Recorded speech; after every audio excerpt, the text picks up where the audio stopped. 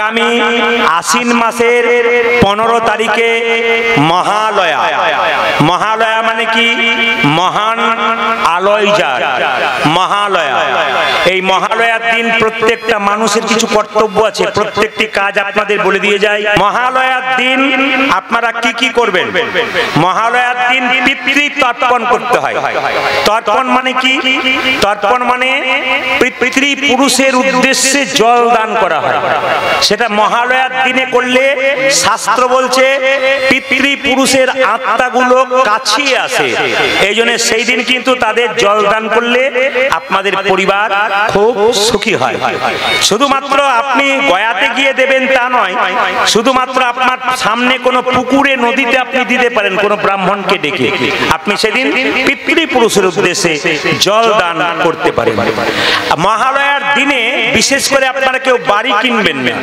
যদি বাড়ি করেন তাহলে গৃহপ্রবেশ কিন্তু সেই দিন হবে না। সেদিন মানুষকে টাকা ধার দেওয়া যাবে না, টাকা কারো কাছ থেকে নেওয়াও যাবে না। অমাবস্যা ওই মহালয়ার দিনটাতে সকলকে নিরামিষ সেবা করতে হবে। সেদিন মাথায় রাখতে হবে মায়েরা, যে যদি কোনো গরিব দুঃখী অন্ধ খোঁড়া তাদেরকে সেবা করাতে পারেন, সাত্ত্বিক ব্রাহ্মণ প্রকৃত বৈষ্ণব পেলে যদি সেবা করাতে পারেন বিরাট কিন্তু মঙ্গল আছে। এই জন্য মহালয়ার কথা বলতে গিয়ে একটা কথা বললাম যে মা দুর্গা কিন্তু 4টা বাহনের উপরে আসে। আপনাদের কারো জানা আছে কি জানেন না? নিশ্চয় জানেন। কি? একটা ঘটক মানে মা ঘোড়ার উপরে আসে, জোরে বলুন হানা না। কোন বছর মা দেখবেন নৌকাতে আসে, জোরে বলুন হানা না। আচ্ছা এবার বলি, কোন বছর মা দেখবেন দোলাতে আসে, না কি বলছেন? তার মানে কি পালকিতে। আর কোন বছর মা হাতির উপরে আসে। আচ্ছা বলুন তো এই বছর কিসে আসছে আর কিসে যাচ্ছে? হ্যাঁ হ্যাঁ হ্যাঁ, আপনারা অনেকেই জানেন কিন্তু অনেকেই জানে না, তাদেরকে জানিয়ে দিই। তাহলে বলছে দোলাই যদি মা আসে তাহলে বলছে দুলিয়ে দিয়ে চলে যায়। তার মানে কি? মহামারী হবার সম্ভাবনা আছে, শাস্ত্র বলছে। আমি সেগুলো বললাম, সবাই শুনবেন। যদি নৌকাতে আসে তাহলে এক ভালো হতে পারে, এক মন্দ হতে পারে। অতিবৃষ্টি এক ভালো, অনাবৃষ্টি এক খারাপ। মানে অতিবৃষ্টি খারাপ, আবার অনাবৃষ্টিও খারাপ। কিন্তু সেইবারে যদি নৌকায় আসে বৃষ্টি প্রচুর হয়, শস্য শ্যামলা সুজল সুফলা পৃথিবী হতে পারে, প্রকৃতি হতে পারে, আপনার শস্য ভালো হতে পারে, অথবা প্রচুর বৃষ্টি জন্য সব ধ্বংস হয়ে যেতে পারে। তাহলে নৌকাতে যদি আসে। এইবার সবাই লক্ষ্য করুন, যদি ঘোড়ার উপরে আসে তাহলে কি বলুন তো? বিধ্বংসী, একবারে তছনছ করে দিয়ে চলে যায়। আর সবাই লক্ষ্য করুন, যদি হাতির উপরে আসে, গজের উপরে, একবারে গোটাটাই মঙ্গল। কিন্তু সবচাইতে দুঃখের ব্যাপার, এবছর বাবারা বললেন না দোলায় আসছে, আর যাচ্ছে কিসে বলুন তো? ঘোড়াতে যাচ্ছে। তাহলে একদিকে মহামারী আর একদিকে তছনছ। কিন্তু এটা শাস্ত্র বলছে। কিন্তু মায়ের যে আরেক নাম দুর্গা, তিনি যে দুর্গতি নাশিনী, যদি সেগুলো হবে তাহলে তার নাম দুর্গতি নাশিনী কেন হবে গো? যতই ঘোড়াতে আসুক আর যাতে আসুক, মা যে মঙ্গলময়ী, আমরা যে তার সন্তান। যদি মাকে আমরা অবাধ্য, আমরা যদি মায়ের ওপর অকথ্য ব্যবহার করি, তখনই মা কিন্তু আমাদের দুলিয়ে দিয়ে চলে যায়। তবে চান্সটা বেশি হয়। এই যে কলা বউ আমি যার কথা বললাম, ইনি হচ্ছেন গণেশের মা। নবপত্রিকা মানে মা দুর্গার 9টা শক্তি, খুব মাথায় রাখবেন। ওই কলা বউ মানে কলা গাছের মধ্যে 9টা গাছের শাখাকে জড়িয়ে দেওয়া হয়। হ্যাঁ, জড়িয়ে দিয়ে হলুদ সুতো দিয়ে আর সাদা অপরাজিতা ফুলের লতা দিয়ে বেড়ানো হয়। এর মধ্যে 9 রকমের গাছের শাখা থাকে, যেমন হলুদ থাকে, মান থাকে, কচু থাকে, ধান থাকে, হ্যাঁ, এই দারিম্ব থাকে, জয়ন্তী থাকে, এরকম করে অনেক 9 রকমের থাকে। মাথায় রাখবেন। এটাকে নিয়ে গিয়ে ঠাকুর মশাই কোনো জলাশয়ে, পুকুরে, নদীতে, হ্যাঁ, গিয়ে মন্ত্রপুত করে স্নান করায়। মায়েরা শঙ্খ বাজায়, ঢাক ঢোল বাজিয়ে মাকে নিয়ে আসে, তারপর গণেশের ডান পাশে বসিয়ে দেয়। অনেকের ভুল ধারণা হয়ে আছে যে উনি গণেশের মা, এই স্ত্রী। না, উনি হচ্ছেন গণেশের মা, ইনি হচ্ছেন মা দুর্গা। যখন থেকে মাকে ওখানে প্রতিষ্ঠিত করা হলো, তখন থেকে প্রথাগতভাবে কিন্তু আমাদের দুর্গা পুজো চালু হয়ে গেল। এই জন্য যেহেতু দুর্গা পুজো উপলক্ষে গান, সেই দুর্গা তত্ত্ব আস্তে আস্তে আস্তে আস্তে এগিয়ে যাব লীলার মাধ্যম দিয়ে। কংসের কারাগারে কৃষ্ণ যখন জন্ম নিয়েছিল, কংসের কারাগারে কৃষ্ণ যখন জন্ম নেয় নাই, কারাগারটা অন্ধকার ছিল। কিন্তু কৃষ্ণ যখনই জন্ম নিল, কারাগার আলো হয়ে গেল। এখানে তত্ত্ব বলছে আমাদের প্রত্যেকটা শরীর একটা করে কারাগার আছে, নাম হৃদয় কারাগার। যিনি হরিনাম শোনেন তার হৃদয় কারাগার আলোকিত হয়ে যায়। আর যিনি হরিনাম শোনেন না তার হৃদয় কারাগার চিরকাল অন্ধকার হয়ে থাকে। এই জন্য আপনারা যারা কীর্তন শুনতে এসছেন তাদের কাছে একটা কথা বলবো, মানুষ জন্মগ্রহণ করার উদ্দেশ্য এইটা নয় যে ব্যবসা করলাম, খেলাম, ঘুমালাম, আনন্দ করলাম, ফুর্তি করলাম, এটা নয়। মানুষ জন্ম লাভ করার একমাত্র সার্থকতা কি? আপনি সমস্ত কর্ম করবেন, কিন্তু সেই কর্মের মধ্যে আসল কর্ম ভুলবেন না, ভগবানের নাম। যদি কেউ আধ্যাত্মিক জীবন যাপন করে দিন কাটাতে পারে, তার মতো সুখী পৃথিবীতে কেউ নেই। আপনি যত কাজ করছেন প্রত্যেকটি কাজের সম্মুখে ভগবানকে রেখে করুন, দেখুন আপনার জীবন যুদ্ধে আপনি জয়ী হয়ে যাবেন। আপনি ভগবানকে যেমন স্মরণ করবেন সে সেরকম আপনাকে স্মরণ করবে। এই জন্য আপনাদের কাছে নিবেদন রইল মায়েরা, ব্যাংকে টাকা জমা দিলে তার সুদ পাওয়া যায়, আর টাকা না জমা দিলে নিতাই গৌর হরি বল। হরিনামের ব্যাংকে আপনি ভক্তি সম্পদ জমা দেবেন, কৃপা সম্পদ লাভ করবেন। আপনি কিছুই করবেন না, নিয়ে একদিন বিপদে পড়ে যাবেন, নিয়ে ভগবানকে বলবেন বাঁচাও বাঁচাও, তিনি বাঁচাবেন কেন? তার সঙ্গে সম্পর্কই নাই, তিনি শুনবেন কেন? আপনার সঙ্গে আমার সম্পর্ক ভালো, রাত 10টায় গেলে 10,000 টাকা চাইলে আপনি 2,000 টাকাও দেবেন, কিন্তু আপনার সঙ্গে সম্পর্ক নেই, আর দরজায় ধাক্কা দিয়ে হঠাৎ বিপদের দিনে ডাকতে যাব, আপনি দেবেন কেন?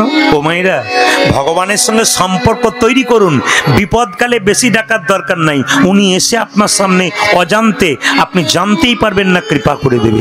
এই জন্য হরিনাম শুনতে হবে। আপনারা যতজন এখানে কীর্তন শুনতে এসছেন, জীবনকে পরিবর্তন করুন। আপনাদের যাদেরই আস্তে আস্তে 40 বছর পেরোচ্ছে, তাদের তো ভাবনা চিন্তা করতে হবে। বল বুদ্ধি ভরসা 40এই ফর্সা, আর যারা 40-এর আগে আছে তারা ভাবছেন যে আমরা আনন্দ করে বেড়াবো, তা নয়।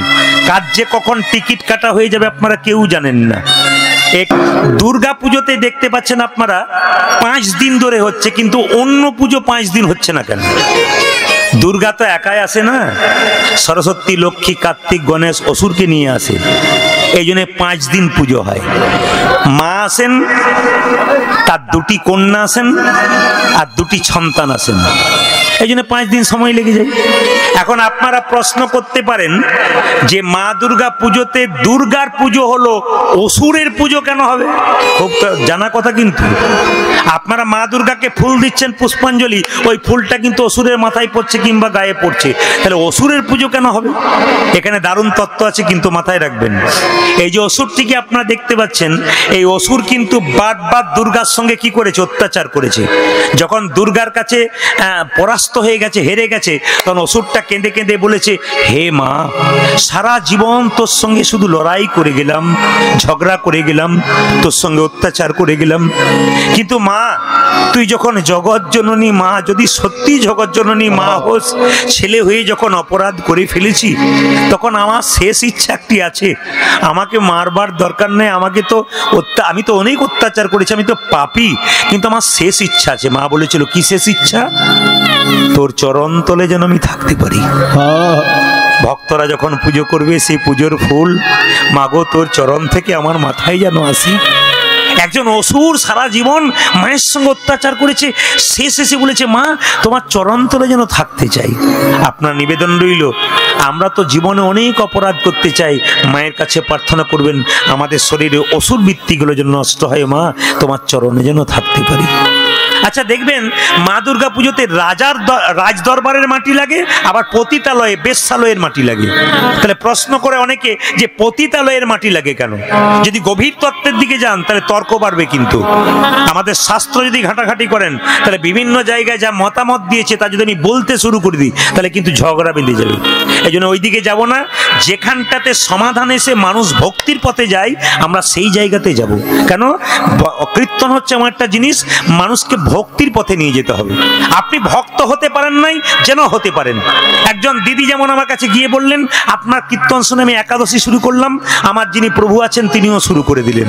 এরকম করে শুধু ওই মা নয়, ওই দিদি নয়, আজকে আমি দেখতে পাচ্ছি প্রত্যেকটি জেলায় জেলায়, রাজ্যে রাজ্যে প্রচুর মানুষ বাসায় এসে শুধুমাত্র একটা কথা বলে, প্রদীপ বাবু আপনার জিনিসগুলো শুনতে শুনতে, ব্যবহার করতে করতে আমি বুঝতে পারলাম কোন জীবনে ছিলাম আর কোন জীবনে এলাম। ওই জন্য আমি আপনাদেরকে বলবো, জীবন পরিবর্তন করুন, বাচ্চাগুলোকে শেখান, এমন বাচ্চা তৈরি করুন, আপনি অসুস্থ হলে যেন ডাক্তার ডেকে নিয়ে আসে, উকিল যেন না ডেকে নিয়ে আসে। খুব মাথায় রাখবেন, আপনার অসুস্থতা যেন ডাক্তার ডেকে নিয়ে আসে, উকিল যেন না নিয়ে আসে, আগে জায়গাটা লেখো, তারপর তোমার শেষ ব্যবস্থা হবে। এই যদি হয় না, হাসি নয়, এরকম ছেলে তৈরি করলে হবে না, এমন ছেলে তৈরি করুন, কীর্তন শোনান, ভগবানের নাম শোনান। আজকে দেখুন অভিজিৎ বাবু কীর্তন করাচ্ছেন, ওনার তো সন্তান আছেন, ওইটুকু সন্তানটা কিন্তু আজকে স্মৃতিটা রয়ে যাবে। কেন? আমার বাবা কীর্তন করিয়েছে, দোকান প্রতিষ্ঠা করেছিল বলে।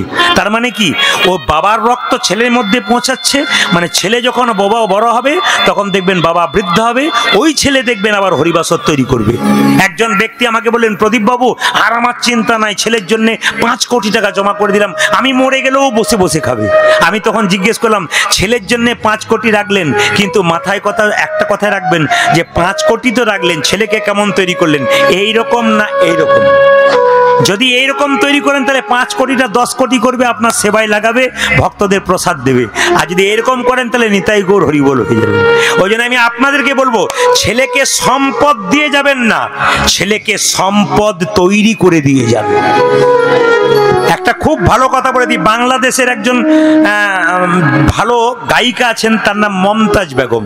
তার কথাটা আমি আজকে শুনছিলাম, উনি কেঁদে কেঁদে বলছিলেন, আমার বাবা মৃত্যুর সময় আমাকে বলে গিয়েছিল, তোকে সম্পদ দিয়ে দিতে পারলাম না, তবে তোকে সম্পদ তৈরি করে দিয়ে গেলাম। ওই জন্য সম্পদ দেবার আগে ছেলেকে সম্পদ তৈরি করুন, এমন সম্পদ তৈরি করুন যেন কৃষ্ণ ভক্ত হতে পারে। যে পথে রোজগার করবে, সৎ পথে রোজগার করে, সাধুগুরু বৈষ্ণবের সেবা করে নিজের জীবনটাকে ধন্য করতে পারে, 5 জনের আশীর্বাদ পেতে পারে, এমন সন্তান আপনারা তৈরি করুন। এটা আপনাদের কাছে বারবার নিবেদন। রাজ দরবারের মাটি বেশ্যালয়ের মাটি লাগলো কেন? মা যেন বলতে চাইছে, রাজাও যেমন, একটা পতিতা মেয়েও তেমন। আজকে আমি এসেছি 4 দিনের জন্য, 5 দিনের জন্য, এই দিনগুলোতে পতিতা মেয়েরাও আমার মেয়ে, আর রাজাও আমার ছেলে। সুতরাং উঁচু থেকে নিচু পর্যন্ত সবাই আমার দরজায় আসবে। এই জন্য বেশ্যালয়ের মাটি, পতিতালয়ের মাটি। মা বলতে চাইছেন, পতিতা যারা বৃত্তি করে তারা এমনি এমনি করে না, বিপাকে পড়ে করেছে, এমনি এমনি করে নাই।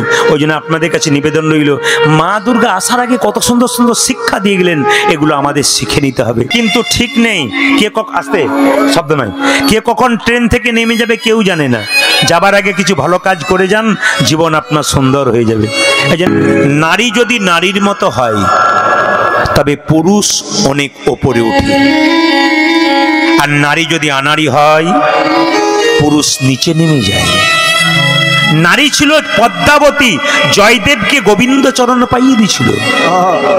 নারী ছিল রামী, রজকিনীর মেয়ে হয়ে চণ্ডীদাসকে পদকর্তা তৈরি করেছিল। নারী ছিল রামকৃষ্ণ দেবের স্ত্রী সারদা মা, তিনি যদি পাশে না থাকতেন ঠাকুর পরমহংস হতে পারতেন না। ওই জন্য দাদা ভাইদের কাছে নিবেদন রইল, নারী যদি আনারী হয় তবে পুরুষ নিচে নেমে যায়, আর নারী যদি নারীর মতো হয় পুরুষ ওপরে ওঠে। এ সমাজে যত পুরুষ ওপরে উঠেছে, বেশিরভাগ পুরুষ নারী তার পাশে ছিল বলে ওপরে উঠেছে। আনারী হয়ে গেলে কিন্তু নিতাই গৌর হরি বল। একজন নারী যদি কৃষ্ণ ভক্ত হয়, তার স্বামী যদি না হয়, তাহলে নারী কিন্তু স্বামীকে কৃষ্ণ ভক্তির পথে আনতে পারে। কিন্তু নারী যদি আনারী হয়, কৃষ্ণ ভজন না করে, পুরুষ যদি কৃষ্ণ ভজন করাতে চায়, উনি যদি করব না বলেন, আপনার আর ক্ষমতা নাই যে ওনাকে করাতে পারেন। এই জন্য নারীকে নারীর মতো হতে হবে মা, আনারী হলে হবে না। আপনি যদি আনারী হন, তবে যে সন্তানটাকে জন্ম দেবেন সেও কিন্তু নিতাই গৌর হরিবোল হয়ে যাবে। আমরা গাছে তো আমরা হবে, আম গাছে আম হবে। আস্তে ডাক যদি সঠিক হয় ভগবান আসবে। এদিকে দিকে ডাকার মধ্যে প্রেম থাকলে ভগবান আসবে। আপনার বাড়ি আমি বেড়াতে গেলাম, 2টো মিষ্টি জল দিতে পারলেন না, 2টো মিষ্টি কথা তো অন্তত বলবেন। ডান দিকে খুব শব্দ হচ্ছে কিন্তু কীর্তনে দেখুন, ডান দিকে আমার বাবারা কত সুন্দর বসে আছেন, মায়েরা কত ভক্তি ভরে বসে আছেন। পঞ্চমীর দিন দুর্গা পুজোর আসছে, এত কাজ বাড়িতে, হরিকথা শুনতে এসছে। আপনারা ডান দিকে গন্ডগোল করবেন না কেউ। যদি কেউ করে, যদি কারো মনে হয় এখানে চিৎকার করছেন বা নেশা করে এসছেন, তার কাছে নিবেদন রইল, সরে যান, অপরাধের ভাগী হবেন না। এতজন কীর্তন শুনছে, আপনি চিৎকার করে অপরাধের ভাগী হবেন না। মায়েরা আসতে বলছে, আসতে। আপনার বাড়ি, এটা কার কথা? রামকৃষ্ণ দেবের কথা। আপনার বাড়িতে কেউ যদি যায়, 2টো মিষ্টি জল দিতে পারলেন না, 2টো মিষ্টি কথা তো বলতে পারবেন। যদি ডাকার মতো ডাকতে পারেন, ভগবান আসতে পারে। ডাকটা আপনার সঠিক হতে হবে। ডাকের মধ্যে আকুলতা চাই, ব্যাকুলতা চাই। রামকৃষ্ণদেবকে বিবেকানন্দ জিজ্ঞেস করেছিল, ঠাকুর ভগবানকে ডাকতে গেলে কি লাগে? শ্রদ্ধা লাগে, ভক্তি লাগে, প্রেম লাগে, আর আকুলতা ব্যাকুলতা লাগে। বলছে আমার তো সবই আছে। বলে না, তোর সব আছে, একটা জিনিস নাই। বলে কোন জিনিসটা নাই? বলে আমার সঙ্গে আয়। বলে কোথায়? গঙ্গা জলে। যে না রামকৃষ্ণদেব বিবেকানন্দকে ছোটবেলায় নরেন তো, সে জলের মধ্যে নিয়ে গেছে, নিয়ে গিয়ে বলে জলের মধ্যে তুই বসে পড়। যেই না বসে পড়েছে, রামকৃষ্ণদেব কি করেছে না বিবেকানন্দের ঘাড়ে চেপে যেই না বসে পড়েছে, সঙ্গে সঙ্গে কোনো মতেই রামকৃষ্ণদেব উঠছে না। যখন অনেকক্ষণ পরে উঠলো তখন বলছে, ঠাকুর এ তোমার স্বভাব খুব খারাপ। বলে কেন? তোমার পাগলামি গেল না? জলের মধ্যে আমাকে ডুবিয়ে রেখে দিলে, ভেতরটা আমার আকুপাকু করছিল, মনে হচ্ছিল প্রাণটা বেরিয়ে যাবে। ওরে তোর সব আছে কিন্তু ব্যাকুলতা নাই, আকুলতা নাই। যদি আকুলতা ব্যাকুলতা থাকে, ভগবান কিন্তু আসতে বাধ্য। আমি আপনাদের সামনে একটা নিবেদন রাখবো। আপনারা এখানে কীর্তন শুনতে এসছেন, আসতে একটা জিনিস নিয়ে এসছেন। সবাই টাকা নিয়ে আসতে পারে না, পয়সা নিয়ে আসতে পারে না, একটা জিনিস নিয়েছেন। ভগবান বলছে, কে কটা আপেল দিল, কে কটা লেবু দিল, কে কটা বাতাসা দিল, মনটা দিল, ওটার দিকে আমি তাকাই না। মন মনা ভাবা, তুমি তোমার মনটা আমাকে দিলে কিনা। এই যে কীর্তন শুনতে এসছেন, কিছু আনুন না আনুন, মনটাকে নিয়ে এসছেন। আপনার মনটা ভগবানকে দিয়ে যান। যতক্ষণ থাকবেন মন লাগিয়ে দিন। এই জন্য হরিকথা শুনতে গেলে, কৃষ্ণ কথা শুনতে গেলে, ভগবানকে ডাকতে গেলে কারো কথা ভাববেন না। একা এসছেন, একাই যাবেন। ওই সময়টা অন্তত ভগবানের কথা ভাববেন। আজকের রাত্রিতে আমি আগামীকাল যেখানে গান আছেন, ওনারা বললেন জায়গা দিতে পারবো না আমরা। একজন দাঁতের ডাক্তার, বড় ডাক্তার, উনি বায়না করেছেন বাড়িতে দুর্গা পুজো বলে। তা আপনাদের কাছে নিবেদন রইল একটা কথা, যে এত পুজোর মানুষের চাপ কাজ, তার মধ্যে যে আপনারা এত ভিড় করে এসছেন প্রত্যেকটি জায়গাতে, তা সাধুবাদ জানাই আপনাদের, যে আপনাদের ভগবানের প্রতি প্রেম ভক্তি আছে বলেই ছুটে এসেছেন। বলুন তো, ছেলে বড় হয়ে বোধহয় মাকে জড়িয়ে ধরে বলবে, বাবারে আমার মা গো, তাই তো? এটা আপনারা আশা করেন, দাদা ভাইরা আশা করে বাবা বলবে। কিন্তু কিছু মনে করবেন না, বড় হলে মা বাবাকে আর ছেলে সম্মান দিচ্ছে না। আপনাদের এদিকে দেয়, আমাদের দিকে নিতাই গৌর হয়ে গেল। আরে ছোট কথা বলে রাখি, এখন দেখবেন আমরা যত শিক্ষিত হচ্ছি তত ভদ্র হচ্ছি। আগে দেখবেন মা বাবাকে দেখলে ছেলেরা প্রণাম করতো, ভয় খেত, মাথা নিচু করতো। এখন তো মা বাবাকে দেখলে কোনো ব্যাপারই নাই, যদি পায়ে পা ঠেকে যায় প্রণাম তো দূরের কথা, একটা ইংরেজি শিখে গেছে সরি, এইটা বলে দিলে শান্তি, সরি। আর দেখবেন প্রণাম যদি হয়তো, এখনকার প্রণাম তো আবার স্কিন টাচ প্রণাম, মানে এটাকে রেডিমেড প্রণাম বলা হয় আর কি। মানে সময় কম তো প্রণাম করবার সময়, অত পায়ে হাত দিয়ে প্রণাম করতে গেলে সময় লাগবে না, রেডিমেড প্রণাম, বাস দূর থেকে। মা দুর্গাকেও দেখবেন সব যাবে রাস্তা দিয়ে, মানে মা তুই আবার আসিস, আমি চললাম। চলে বলুন রাধা রানী কি, শ্যাম সুন্দর কি। এখন আর বিবেকানন্দের জন্ম নাই কেন আমাদের সমাজে? এখন কেন বলুন তো রবীন্দ্রনাথের মতো ছেলের জন্ম নেই? এখন কেন সুকান্তের মতো ছেলে জন্ম নেই? এখন কেন বিদ্যাসাগরের মতো ছেলে জন্ম নেই? একটাই কারণ, কি বলুন তো, না আকাশে এরোপ্লেন উড়ে যায়, সব জায়গায় নামে, এয়ারপোর্ট যেখানে সেখানে নামে, প্ল্যাটফর্ম না পেলে নামে না। ওই জন্য আপনাদের কাছে নিবেদন রইল, মায়েদের প্ল্যাটফর্মটা এখন ভালো নাই বলে বিবেকানন্দের মতো সন্তান আসতে পারে না। মায়েদের প্ল্যাটফর্মটা ভালো নাই বলে আর বিদ্যাসাগরের মতো ছেলে জন্ম নিতে পারে না। আগেকার মায়েরা সন্তান থাকাকালীন ভক্তি ভরে ভগবানকে ডাকতো বলে তো কৃষ্ণ ভক্ত সন্তান পেয়েওছে। আজকে আমি আপনাদের এই প্রমাণ দিলাম, অভিজিৎ বাবুকে দিয়ে দিলাম। উনি কি বললেন? বাবার আশীর্বাদে, মায়ের আশীর্বাদে, ওনাদের আশীর্বাদে করছি, ওনাদের আশীর্বাদ যদি থাকে আবার আমি কীর্তন করাতে পারবো। তার মানে কি, প্রথমে বাবা মাকে স্মরণ করেছেন, ভগবান কৃষ্ণ বলেছেন প্রথম গুরু পিতামাতা, যার থেকে জন্ম পেলি, দ্বিতীয় গুরু ব্রাহ্মণ, আর তৃতীয় গুরুকে না ভগবান নিজে বলেছেন, তেসাং সতত যুক্তনাং ভজতাং প্রতিপূর্বকং দদামি বুদ্ধি যোগং তং নমামি মাম পর্যন্তিতে। মানে ভগবান বললেন যে আমার নামের সঙ্গে যুক্ত থাকে, আমাকে প্রীতির সঙ্গে ভজনা করে, ভালোবাসার সঙ্গে ভজনা করে, আমি তার পাশে থাকি। ভক্ত প্রহ্লাদ ছোট্ট বাচ্চা ছিল, আমাকে ডাকার মতো ডেকেছিল, পাশে গিয়েছিলাম। ভক্ত রঘুনন্দন 5 বছর বয়সে নাড়ু খাইয়েছিল, আমি তার হাতে নাড়ু খেয়েছিলাম। হ্যাঁ, ভক্তর ধ্রুব 5 বছর বয়সে ভগবানকে ডেকেছিল, ডাকার মতো ডেকেছিল, আমি ছিলাম। মীরাবাই ডাকার মতো ডেকেছিল, আমি তার পাশে ছিলাম। যে যেমন ডাকবে আমি তার পাশে সেরকম যাব। ডাক যেন আপনাদের ভালো থাকে, আকুলতা ব্যাকুলতা থাকে, ভগবান কিন্তু আসবে। একটা কথা বলে যাব, যাদের বাড়িতে ছোট ছোট বাচ্চা আছে, আমি একটা কথা বলে যাব।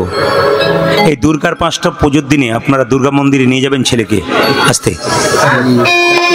আস্তে বসুন, প্রণাম করাতে শেখাবেন। মা সরস্বতীকে, লক্ষ্মীকে, দুর্গাকে এগুলো জানাবেন। বাড়িতে যদি মন্দির থাকে প্রত্যেক দিন স্নান করে মন্দিরে বাচ্চাকে প্রণাম করতে শেখাবেন। আপনি শেখাবেন তবে হবে। রবিবার দিন ছুটির দিন,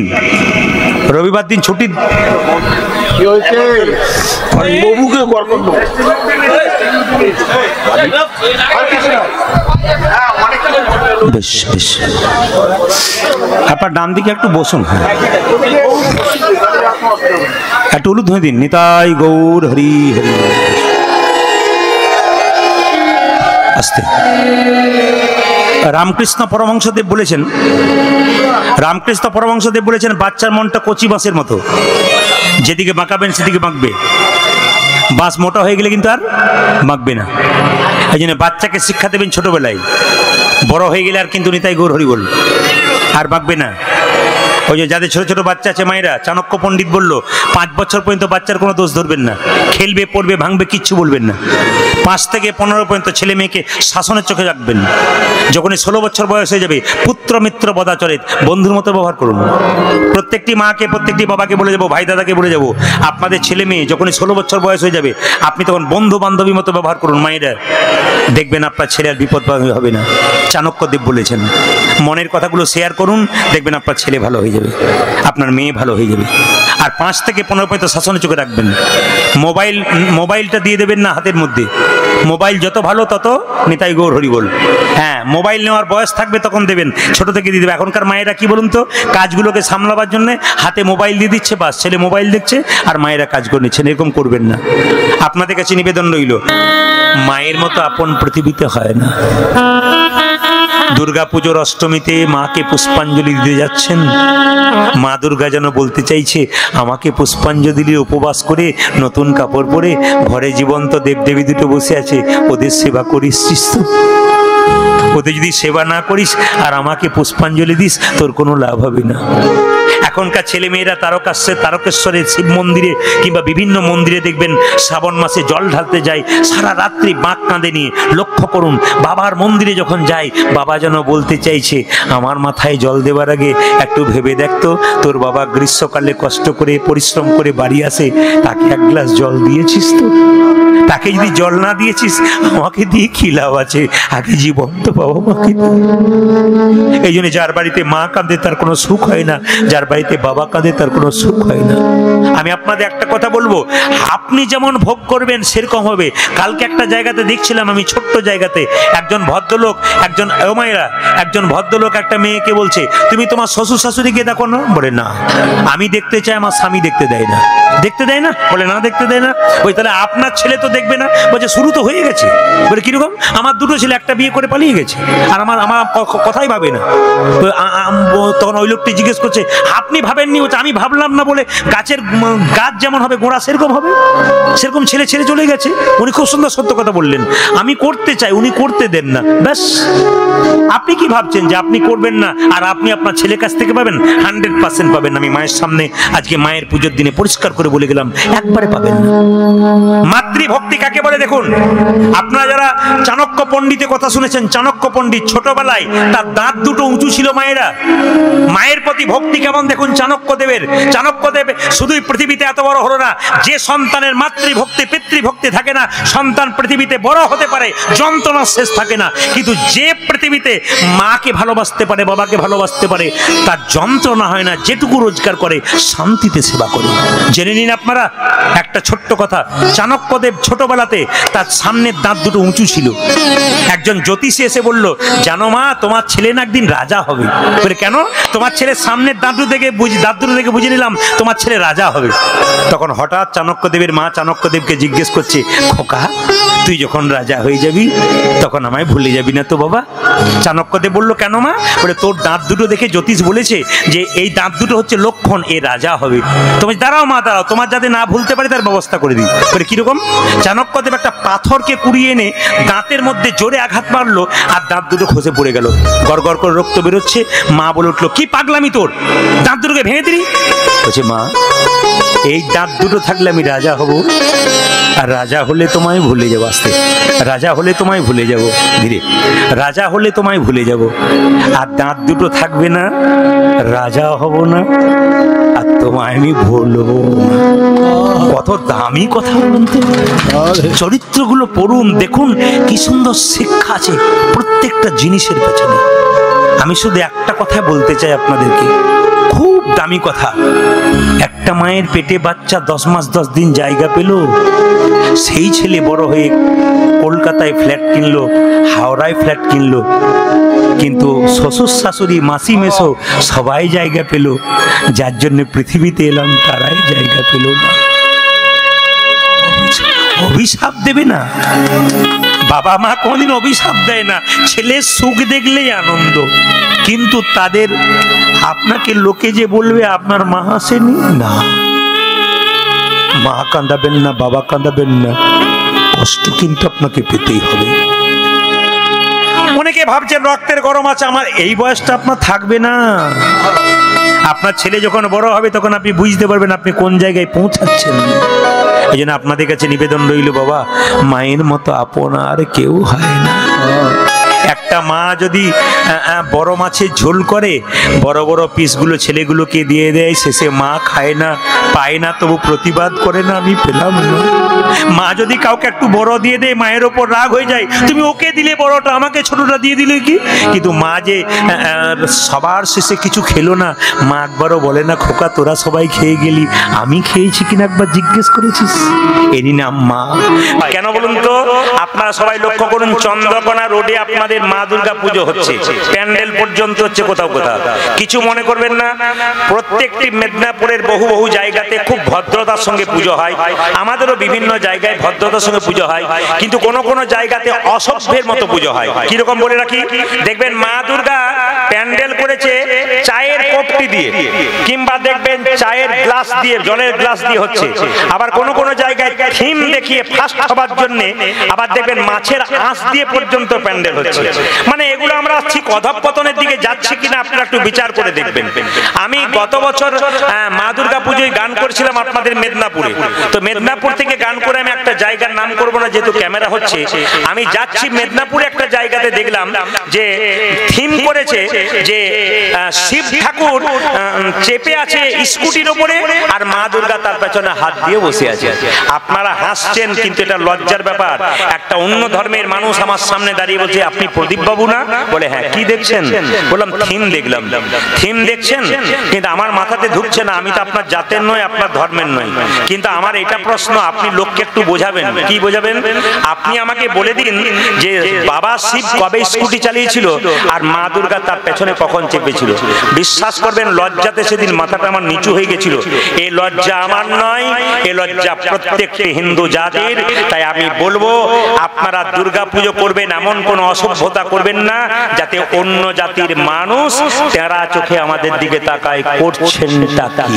বারবার আমি বলে গেলাম আপনাদের সামনে, কতগুলো শর্ত আপনাদের দিয়ে যায়, আপনারা মাথায় রাখবেন। আমি আপনাদের জেলা পেরিয়ে অন্য একটা জেলাতে গেলাম গান করতে, রাত্রি 2:30। ছেলেগুলো বলে এখানে দারুণ প্যান্ডেল হয়েছে দাদা, একবার নামলে হয় না? 2:30 বাজছে, তখন এরা নামলো দেখবার জন্য। আমি এক পাশে দাঁড়িয়ে রইলাম, সবকিছু দূর থেকে দেখলাম, কিন্তু লজ্জায় আমার মাথাটা নিচু হয়ে গেল।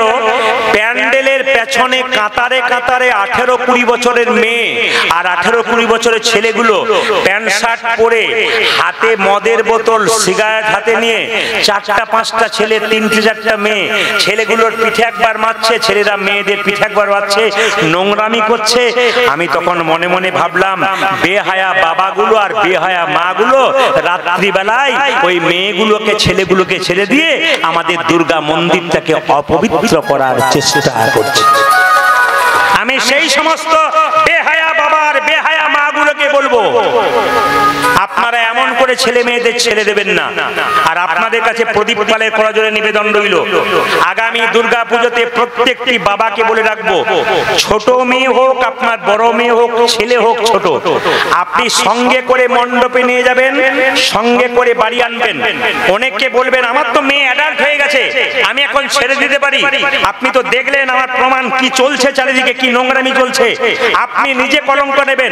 সরকার এত চেষ্টা করছে, সুন্দর প্রশাসন প্রশাসন দিচ্ছে, প্রশাসনের কর্মকর্তারা, পুলিশ যারা আছেন তারা নিজের সংসারে পুজো পাঠ না করে আমাদের জন্য পাশে দাঁড়িয়ে আছে। আর আমরা যদি কিছুটা দায়িত্ব পালন না করতে পারি, আমরা আমাদের মেয়েদেরকে অন্তত নিয়ে যাব, সে বড় হোক আর ছোট হোক, আর সঙ্গে করে নিয়ে আসবো, তবে কিন্তু পূজার শালীনতা বজায় থাকবে, নইলে থাকবে না। 2 নম্বর বলে যায়, শেষ কথা এইটাই যে মা দুর্গা পুজো আসছে, পুজোতে প্রত্যেকে বস্ত্র কিনেন, যে যেমন পারেন সবাই কিনবেন, অবশ্যই কিনবেন, মা তো এসেছে সবার জন্য। কিন্তু একটা কথা বলে যায়, ছোট ছোট বাচ্চা মেয়ে 5-10 বছর বয়স বাজারে নিয়ে গেলেন, সে একটা কাটা পোশাক কিনলো, বাবার খুব আনন্দ হলো, খাটো খাটো পোশাক কিনেছে, জিন্সের প্যান্ট পরেছে, এখানে 25টা ফাটা, এখানে 2টো ফাটা, এখানে 3টে ফাটা, আমার ছোট মেয়ে কোনো অসুবিধা নাই। ওই 10 বছরের 12 বছরের মেয়েটা এখন থেকে যদি ফাটা প্যান্ট ফাটা জামা পরতে শেখে, আপনি ভাবেন ছোট মেয়ে তো কোনো অসুবিধা নাই। ওর যখন 16 বছর বয়স হবে, আর বাবা মাকে ডাকবে না, নিজেই বাজারে গিয়ে কাটা পোশাক কিনবে, তখন বাবা মায়ের সামনে দাঁড়াবে, লজ্জায় বাবা মেয়ের দিকে তাকাতে পারবে না, এমন পোশাক আপনি আপনার মেয়েকে দেবেন না। বারবার বললাম, এই পোশাক দিয়ে অসভ্যতা শুরু করবেন না। 2 নম্বর বলে রাখি, এই মেয়ে যখন রাস্তা দিয়ে পেরিয়ে যাবে, কিডন্যাপ হবে, পুরুষের লোভী চোখটাকে নিয়ে চলে যাবে, 8 দিন পর যখন মেয়েটা ফিরবে মাথা নিচু করে, তখন মেয়ের গালে চড় মারতে যাবেন, কোথায় ছিল তখন? আমি বলবো, মেয়ের গালে চড়টা মা মেরে আপনার গালে মারুন, আপনার জন্য মেয়েটাকে তৈরি করে আপনি মেয়েটাকে ওই পথ দিয়ে নামিয়ে দিয়েছেন। বারবার বলবো প্রত্যেকটি মানুষের কাছে, আমি সব ধর্মকে সম্মান দিই, সব ধর্মের মানুষকে সম্মান দিই, সব ধর্মের মানুষ আমার কীর্তন শোনে, প্রত্যেকটি ধর্মের মানুষ বলে আপনি তো ভালো কথা বলেন, কোনো বিবাদের কথা নয়, সুবাদের কথা, সবাই ভালো থাকুন, সমাজ ভালো থাকুক, তাই চেষ্টা করব। মহাপ্রভু কি বললেন? অদ্বৈত প্রভু গঙ্গা জলে তুলসী পত্র দিয়ে মহাপ্রভুকে আহ্বান করলেন। তা আপনাদের কাছে তুলসী পত্র না থাকলে মন তুলসী গোবিন্দকে দিন, গঙ্গা জল না থাকলে চোখের জল দিন, আর চন্দন না থাকলে ভক্তি চন্দন দিন। অদ্বৈত প্রভু গঙ্গা জলে তুলসী পত্র দিয়ে মহাপ্রভুকে ডাকলেন, আর মহাপ্রভু এসে আস্তে আস্তে যখন মহাপ্রভু কি করলেন মায়েরা সবাই লক্ষ্য করুন, আস্তে আস্তে যখন বড় হলেন, তখন তিনি প্রত্যেকটা জীবের দ্বারে হরিনাম দিলেন। আর প্রত্যেকটা জীবের দ্বারে হরিনাম দিতে গিয়ে কিভাবে দিচ্ছেন? অধম পতিত জীবের দ্বারে দ্বারে গিয়া, অধম পতিত জীবের দ্বারে দ্বারে গিয়া, অধম পতিত জীবের দ্বারে দ্বারে গিয়া, অধম পতিত জীবের দ্বারে দ্বারে গিয়া, মহামন্ত্র হরিনাম দিচ্ছেন বিলাইয়া, মহামন্ত্র হরিনাম দিচ্ছেন বিলাইয়া, ও যে মহামন্ত্র হরিনাম দিচ্ছেন বিলাইয়া, মহামন্ত্র হরিনামে দিচ্ছেন বিলাইয়া, যারে দেখে তারে বলে দন্তে তৃণ ধরি, যারে দেখি মানে বলি দন্তে তৃণ ধরি, যারে দেখে তারে বলে দন্তে তৃণ ধরি, যারে দেখে তারে বলে দন্তে তৃণ ধরি, আমারে কিনিয়া লহ বল গৌর হরি হরি বল, আমারে কিনিয়া লহ বল গৌর হরি, ও যে আমারে কিনিয়া লহ বল গৌর হরি, আমারে কিনিয়ে লহ বলে গৌর হরি, কে কিনিবি রে, কে কিনিবি রে, কে কিনিবি রে, যা চাইবি তাই পাবি, কে কিনিবি রে, রাজা চাইবি তাই পাবি, কে কিনিবি রে, যা চাইবি তাই পাবি, কে কিনিবি রে, চাইবি তাই পাবি, কে কিনিবি রে, বিনামূল্যে বিকাইব, কে কিনিবি রে, বিনামূল্যে বিকাইব, কে কিনিবি ওই রে, যে বিনামূল্যে বিকাইব, ধর্ম অর্থ কামে মোক্ষ নিরাই গৌর হরি বল, আমি বিনামূল্যে বিকাইব, ধর্ম অর্থ কাম, আমি বিনামূল্যে বিকাইব, ধর্ম অর্থ কাম, আমি বিনামূল্যে বিকাইব, ধর্ম অর্থ কাম, ওরে আমারে কিনিয়ে লহ বলে গৌরে হরি, আমারে কিনিয়া লহ, বল গৌর হরি, জোরে বলুন, রাধা রানী কি, শ্যাম সুন্দর কি, মদন মোহন কি, হরিবাসর কি, সাধুগুরু বৈষ্ণব কি, গৌর ভক্তবৃন্দ কি, গরম লাগছে কি না? প্রমাণ হয়ে গেল যে আপনারা কি সুন্দর ডুবে গেছেন। আমি কি বলছি ওইদিকে নজর নেই, সবাই জয় দিয়ে যাচ্ছেন। একবার বলুন তো, রাধা রানী কি, শ্যাম সুন্দর কি, মদন মোহন কি? এই দেখুন, কিছু মনে করবেন না, কীর্তন শুধু শুনলে হবে না, বুঝতে হবে আস্তে। একজন বললেন, বছরে আমি 365 দিনের মধ্যে 300 দিন কীর্তন শুনি, কিন্তু বিড়ি খাওয়া ছাড়তে পারলাম না। যেমন আমাদের সামনে একজন দাদা আছেন, উনি খাচ্ছেন গানও শুনছেন। আমার বাসাতে গিয়ে বললেন, শুধু গান করলে হবে না, একটু নাচতে হবে। তো উনি প্রথম থেকেই বলছেন নাচতে হবে। কি বলবো, তো ঠিক আছে, হরে কৃষ্ণ। একবার জোরে বলুন, রাধা রানী কি, বাহ, শ্যাম সুন্দর কি, দুর্গা মাতা কি। আচ্ছা, ফাঁকে কথাগুলো বলে দিই, এইদিকে দেখাবেন মায়েরা বাবারা। তাই আসুন আজকে 10-5 সবে মিলে দাঁড়াইতে বসিয়া কীর্তন করো সবে হাতে তালি দিয়া। এটা আমি সব জায়গায় করাই, আপনার সবাই মিলে হাত তালি দিয়ে একটু কীর্তন করবেন সবাই। হরি হরয়ে নম কৃষ্ণ, বাহ, যাদবায় নম, হরি হরয়ে হরি হরয়ে নম কৃষ্ণ যাদব অজ নম, হরয়ে নম কৃষ্ণ যাদবায় নম, হরি হরয়ে নম কৃষ্ণ যাদবায় নম। যার হাত আছে তিনি দেবেন, যার নাই তার দেবার দরকার নেই। মা দুর্গা দেখছে আমি এলাম পঞ্চমীর দিনে, যদি তালি না দিলি পরের জন্মে আর হাত দেবার চান্স তো থাকবে না। এই জন্য হাত যদি নিতে চান তাহলে তালি দেবেন, আর যদি পা নিতে চান, দুটো হাত আর দুটো পা এখন পেয়েছেন, 4টে পা যদি নিতে চান তাহলে হাত তালি দেবার কোনো দরকার হয় না। দেখি কারা কারা হাত তালি দেবে, তারা দুটো পা হাত পাবেন, আর যারা দেবেন না তারা ভাবছে না দরকার নয়, যা হবে হবে। সবাই হরি হরয়ে নম কৃষ্ণ যাদবায় নম, হরি হরয়ে নম কৃষ্ণ যাদব অজ নম, যাদবায় মাধবায় কেশবায় নম, ও গো যাদবায় মাধবায় কেশবায় নম, যাদবায় মাধবায় কেশবায় নম, যাদবায় মাধবায় কেশবায় নম, গোপাল গোবিন্দ রাম শিব মধুসূদন, আমার গোপাল গোবিন্দ রাম শ্রী মধুসূদন, গোপাল গোবিন্দ রাম শ্রী মধুসূদন, গোপাল গোবিন্দ রাম শ্রী মধুসূদন, গিরিধারী গোপীনাথী মদন মোহন, ও গো গিরিধারী গোপীনাথ মদন মোহন, গিরিধারী গোপীনাথী মদন মোহন, আই হয়ে গিরিধারী গোপীনাথ মদন মোহন। সবাই দিল, 2-4 জন দেয় নাই। ওরা ভাবছে যারা দিচ্ছে তাদের আগে কি হয় দেখি, তারপর দেব। যখন দেখতে যাবেন তখন আপনার ট্রেন পেরিয়ে চলে যাবে। ওই জন্য সাবধান থাকুন, বলা যায় না কে কখন পেরিয়ে যাবেন। যাবার আগে দিয়ে দিন। সবাই মিলে বলুন হরে কৃষ্ণ, জোরে হরে কৃষ্ণ, বা কৃষ্ণ কৃষ্ণ, দারুণ, বাহ, সুন্দর। আরো জোরে হরে কৃষ্ণ, বাহ বাহ, সুন্দর, বাহ, হরে রাম, জোরে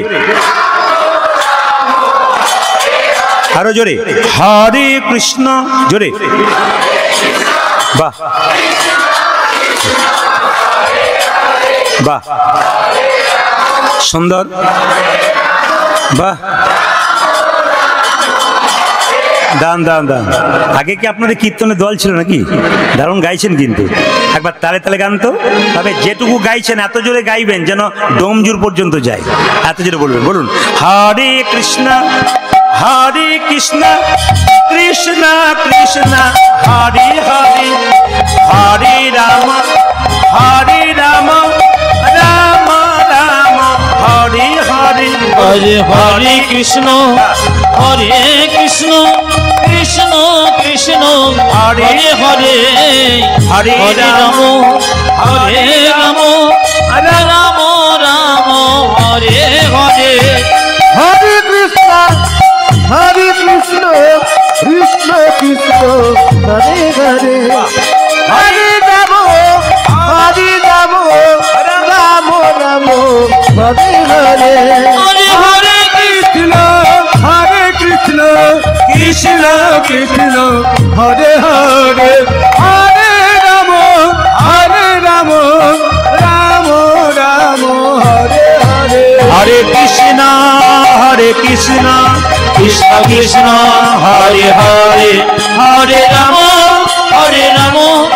রাম রাম হরে হরে, হরে কৃষ্ণ কৃষ্ণ কৃষ্ণ হরে হরে, হরে রাম রাম রাম হরে, নয়নানন্দেতে ভনে ভনে সেই তো সকলি জানে, সকলে জানে সর্বসিদ্ধি করতলে তা। করো করে তো আসলে সবার কাছে একটা নিবেদন রইল, দেখবেন কোন মৃতদেহ দরজায় নিয়ে যায়, বলো হরি হরি বল, বলো হরি। হরি বল। আমিও প্রণাম করি, আপনারা প্রণাম করেন, কি ভাবেন বলুন তো? ও বোধ হয়ে গেল, আমি বোধ হয়ে যাবো না। কিন্তু উনি যখন যান টলতে টলতে, মানে দোলাতে দোলাতে নিয়ে যাওয়া হয়, তখন উনি বলে বলে যান, যেন আমাদের শিখিয়ে দিয়ে যান, আমাকে দেখে শেখো, তোমার মতো সংসার আমি আনন্দ করেছি, একদিন আমার মতো তোমাকেও নিতাই গৌর হরি বল করে দিতে হবে। তার মানে উনি শিখিয়ে দিয়ে যান, উনি মরেন নাই। আজকে লীলাটির নাম হচ্ছে বিল্লমঙ্গল চিন্তামণি মায়েরা। তাই লক্ষ্য করুন, দক্ষিণ দেশের কৃষ্ণবেন্না গ্রাম, তার পাশে একটা নদী পেরিয়ে যাচ্ছে, ওই নদীটার নাম কৃষ্ণবেন্না নদী। আমি আপনাদের মাঝে মাঝে জিজ্ঞেস করব, কৃষ্ণবেন্না গ্রামের পাশে একটা নদী পেরোচ্ছে, সেই নদীটারও নাম কৃষ্ণবেন্না গ্রাম। ওই গ্রামে একজন ব্রাহ্মণ বাস করে, তার নাম শিবশঙ্কর রায়, আর স্ত্রীর নাম ভবানী দেবী। মায়েরা এই দিয়ে তাকান, গাড়ি বাড়ি টাকা পয়সা ধন দৌলত থাকলে একটা জিনিস যদি না থাকে, সংসারে পরিপূর্ণতা আসে না, মনে শান্তি আসে না। বলুন তো সেটা কি? যদি কোনো মা সন্তানের মা না হতে পারে। এই জগতে মেয়েকে যতই সোনা গহনা দিন না কেন, যদি সন্তানের মা না হতে পারে, তবে সেই মেয়ের পরিপূর্ণতা আসে না। একটা জমিতে যতই সুন্দর জমি দেখতে হোক, কিন্তু তাতে যদি ফসল না হয়, সেই জমি যেমন মানায় না, মায়ের কোলে সন্তান না থাকলে নারীকেও সেরকম মানায় না। এই জন্য আপনাদের কাছে নিবেদন রইল, ওই দক্ষিণ দেশে কৃষ্ণবেন্না গ্রামের শিবশঙ্করের স্ত্রীর নাম ছিল ভবানী দেবী। তিনি প্রত্যেক দিন প্রত্যেক দেবীর মন্দিরে যেতেন, কিন্তু সন্তান হতো না। একদিন একটা মেয়ে বলে উঠল, দিদি তুমি একটা জায়গাতে যাও, দেখবে ওনাকে বললে তোমার সন্তান হতেও পারে। মায়েরা, যার পুজো আরম্ভ হয়েছে তার স্বামীর নাম কি জোরে বলুন? হ্যাঁ, শিব। তো বলছে শিব ভোলানাথের কাছে গেলে হয়তো তোমার সন্তান হলেও হতে পারে। লক্ষ্য করুন, শিবের পুজো কোন দিন হয়? বৃহস্পতিবার দিন। যাক, ভাগ্যিস আপনারা এসেছিলেন, নাহলে আমার জানা ছিল না। কিবার মায়েরা? সোমবার হয়। কেন? সোমবার দিন শিবের বিয়ে হয়েছিল না জন্ম হয়েছিল? এর বলুন, শিবের জন্মদিন নাকি? তো মায়েরা, সোমবার দিন কোনো ছেলে জন্ম নিলে কি নাম রাখা হয়? সোমনাথ। শিবশঙ্কর কেন সোমনাথ রাখা হয়? সোমনাথ হচ্ছে বাবা শিবের আরেক নাম। বাবার আরেক নাম কি বলুন তো? তিনি হচ্ছেন আশুতোষ, অল্পতেই সন্তুষ্ট। বেলপাতা দিলেও খুশি, না দিলেও খুশি। হ্যাঁ, গঙ্গা জল দিলেও খুশি, হ্যান্ডপাম্পের জল দিলেও কিন্তু খুশি।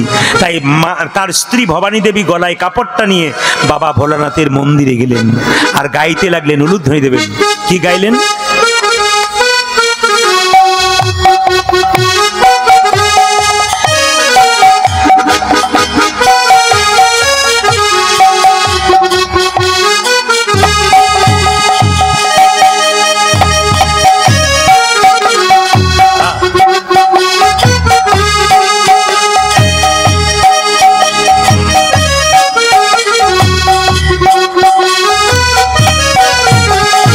নমঃ শিবায় ওই নমঃ শিবায়, নমঃ শিবায় ওই নমঃ শিবায়, নমঃ শিবায় ওই নমঃ শিবায়, নমঃ শিবায় ওই নমঃ শিবায়। আস্তে, আপনারা রিভাবটা কম, ইউটিউবের মাধ্যমে শুনতে পাচ্ছেন। বেলপাতা সোমবার দিন দিন, কিন্তু বেলপাতা সোমবার দিন তুলতে পাবেন না, আপনাকে আগের দিন তুলে রাখতে হবে। যদি কেউ সোমবার দিন বেলপাতা তোলেন, অপরাধ করবেন আপনি। আগের দিন তুলে রেখে সোমবার দিন দেবেন। আর শিব মন্দির পরিক্রমা কবার করবেন? অর্ধেক বার, মানে হাফ বার। আপনি এতটা পর্যন্ত গেলেন, আবার এতটা পর্যন্ত গেলেন, আবার ঘুরে আবার এতটা পর্যন্ত দিলেন, পরিপূর্ণ করে দিলেন না। এটাকে হাফ বার বলা হয়, ঠিক আছে? যেদিকে জল যায়, জল অভিষেকের জলটা যায়, এতটা গেলেন, আবার এদিকে এলেন, এটাকে হাফ বার। অর্ধেক বার কিন্তু পরিক্রমা করতে হয়। নমঃ শিবায় ওই নমঃ শিবায়, নমঃ শিবায় ওই নমঃ শিবায়, নমঃ শিবায় ওই নমঃ শিবায়, নমঃ শিবায় নমঃ শিবায়, নমঃ শিবায় ওই নমঃ শিবায়, নমঃ শিবায় ওই নমঃ শিবায়, শিবায় নমঃ শিবায় ওই নমঃ শিবায়, নমঃ শিবায় ওই নমঃ শিবায়। ডম ডম ডম ডম ডম ডম ডম ডম ডমরু বাজাই, নমঃ শিবায় ওই নমঃ শিবায় ডম ডম ডম ডম ডম ডম ডম ডম ডমর বাজায় নমঃ শিবায় ওই নমঃ শিবায় ও যে ডম ডম ডম ডম ডম ডম ডম ডম ডমরু বাজাই নমঃ শিবায় ওই নমঃ শিবায় উদাসী দম দম দম দম দম দম দম দম নমো বাজায় নমঃ নমঃ শিবায় শিবায় নমঃ শিবায় নমঃ শিবায় ওই নমঃ শিবায় নমঃ শিবায় ওই নমঃ শিবায় উলধ্বনি নমঃ শিবায় ওই ওই নমঃ শিবায় নমঃ শিবায় ওই নমঃ শিবায় ওম নমঃ শিবায় ওম নমঃ শিবায় ওম নমঃ শিবায় ওম নমঃ শিবায় ওম নমঃ শিবায় ওম নমঃ শিবায় জেনে নিন, যেই না ভবানী দেবী ডেকেছে মা, চোখটা মুজেছে, অমনি শিবলিঙ্গ থেকে একটি বেলপাতা ভবানী দেবীর আঁচলে পড়েছে। আর যেদিন থেকে ভবানী দেবীর আঁচলে পড়ল, সেদিন থেকে ভবানী দেবীর গর্ভে সন্তান এলো। সেই সন্তান 10 মাস 10 দিন পর যখন এলো, নাম রাখলেন কি? বেলপাতা শিবলিঙ্গের চাপিয়েছিল, ছেলে হয়েছে বাবার কৃপায়, নাম রাখলেন বিল্লমঙ্গল। পদকর্তা বললেন, দেখো দেখো বিল্লমঙ্গলের জন্ম হলো। মায়েরা সব উলুধ্বনি দিচ্ছে। কোথায় জন্ম হলো? কৃষ্ণ বেন্না নদীর তীরে, কৃষ্ণ বেন্না গ্রাম, তথায় আসি জন্ম নিল। উলুধ্বনি বিল্ল ঠাকুর না। কৃষ্ণ বেন নদী তীরে, কৃষ্ণ বেন গ্রাম, কোথায় আসি জন্ম নিল বিল্ল ঠাকুর। আজ কৃষ্ণ বেলা নদী তীরে কৃষ্ণ বিরাজা জন্ম নিল বিল্ল ঠাকুরিনা। কৃষ্ণ বেল্লা নদীর তীরে, কৃষ্ণ বেল্লা কথায় আসি জন্ম নিল বিল্ল ঠাকুর না। জন্ম নিল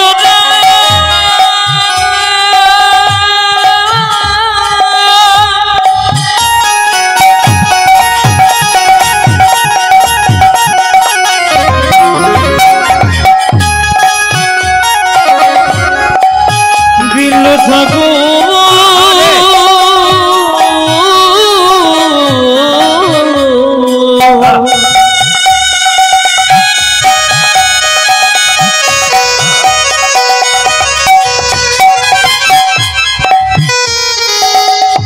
জন্ম আহারে জন্ম নিল রে কৃষ্ণ বেন নদী নদী তীরে, কৃষ্ণ বেন কোথায় আসি জন্ম নিল বিল্ল ঠাকুর না। উজার কোথায় আসি জন্ম নিল বিল্ল ঠাকুরিনা। নাম রাখলেন বিল্লমঙ্গল। আপনাদের কাছে একটা নিবেদন রইল, বাচ্চা জন্ম নেবার পর মুখে আপনারা কি দিন? জোরে বলুন। নিম পাতা বোধ হয়, মধু দেন। আচ্ছা মায়েরা কিছু মনে করবেন না, বাচ্চার মুখে মধু দেন, আপনাদের নিশ্চয় ধারণা আছে কি। ছেলের নাম রাখলো কি? বিল্লমঙ্গল। জেনে নিন আপনারা, বাচ্চা ছেলেকে মধু দেওয়া হয় কেন? খুব দামি কথা কিন্তু। আমি যে বই থেকে বলবো সেই বইটার নাম বলে দিই। গভীর গৃহসূত্রকার একটা বইয়ের নাম পরাশর গৃহসূত্রকার। এতে পরিষ্কার করে বলছে, যদি কেউ বই পড়তে চান বইটার নাম বলে দিই, হিন্দু ধর্ম কি এবং কেন। যারা বইপত্র পড়া অভ্যাস আছে আমার কাছ থেকে জেনে নিন। বইটার নাম হিন্দু ধর্ম কি এবং কেন। লেখক হচ্ছে লোকনাথ কবিরাজ, সেখানে দেখবেন বাচ্চা জন্ম নিলে মধু দেওয়া হয় কেন না, বাচ্চা জন্ম নেওয়ার পর যদি কান্নাকাটি না করে, কোনো ডাক্তারবাবু থাকলে জিজ্ঞেস করবেন, যদি সে ছেলে কান্নাকাটি না করে সে ছেলে অসুস্থ বাচ্চা, তখন ডাক্তারবাবু কি করে থাপ্পড় মেরে মেরে কান্না করায়। এবার বাচ্চা জন্ম নিয়ে মায়ের দুধ পান করতে পারে না, তখন কি করে একটু মধু দেওয়া হয় কেন, যাতে কান্না বন্ধ হয়, মিষ্টি কথা বলার জন্য নয়। আমাদের ধারণা সম্পূর্ণ ভুল, কিছু কাজ করি ভুল ধারণা করে বসে আছি। জেনে নিন আপনারা মধু দেওয়ার নিয়ম কখন, আপনার একবার প্র্যাকটিক্যাল দেখে নেবেন তো, আমাকে বলবেন পরে যদি ততদিন বেঁচে থাকি। বাচ্চা ছেলে জন্ম নেবে, গভীর গৃহসত্যকার পরাশর গৃহসত্যকার বইটাতে বলল যে যেদিন আতুর ঘর থেকে আসবেন, মায়েরা আতুর ঘর থেকে কদিন পরে আসে, 16 দিন পর। যাক মায়েরা এমনি করছে 16 দিন পর, কোনো জায়গায় 21, আবার কোনো জায়গায় 30, 1 মাসও হয়, আবার 21 দিন বেশিরভাগ হয়, কোনো কোনো জায়গায় দেখেছি আবার 30 দিনও হয়। তো 21 দিন পর যখন আসেন, বাচ্চাকে স্নান করিয়ে গোবিন্দের মন্দিরে নিয়ে গিয়ে একটু মধু দিয়ে দেবেন, ভগবানের কাছে প্রার্থনা করবেন, হে প্রভু যেন আমার ছেলে মিষ্টি মিষ্টি কথা বলে। সেই দিন বলে দেখুন তো আপনার বাচ্চা মিষ্টি মিষ্টি কথা বলে কিনা। কোন শাস্ত্র বললো আমি আবার বলে দিই, গভীর গৃহসত্যকার। আবার পরাশর গৃহসত্যকার বইটাতে বললো, আপনার ছেলে যেদিন অন্নপ্রাশন মানে মুখে ভাত, আপনি অন্ন দেবার আগে, পরমান্ন দেবার আগে একটু মধু দিয়ে ভগবানকে যে প্রার্থনা করে বলুন তো, প্রভু এই পরমান্ন দেবার আগে একটু মধু দিলাম, আমার ছেলে যেন মিষ্টি মিষ্টি কথা বলে। ডাকার মতো ডাকতে হবে, আপনার দরখাস্তের বয়ান যদি ভালো হয় পারমিশন তাড়াতাড়ি হবে। ওই জন্য ঠিক মতো বলবেন, বলা যদি ঠিক হয় তাহলে দেখবেন সন্তান ভালো হবে। আচ্ছা বলুন তো, লক্ষ্য করুন মায়েরা, বিল্লমঙ্গলে যখনই জন্ম হলো তখন বিধি কিন্তু তার কপালে লিখে দিল, ওরে বিল্ল তোর যখন 5 বছর বয়স হবে তুই মারা হয়ে যাবে।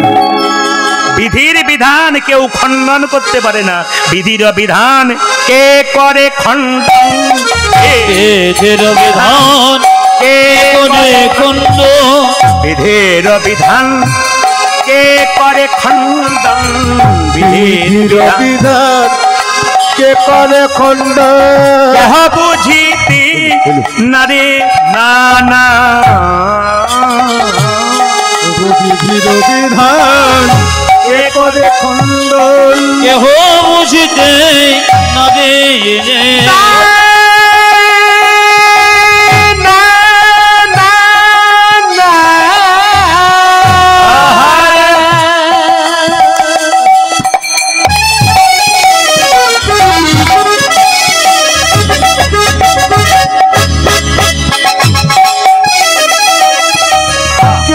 বুঝিতে না রে,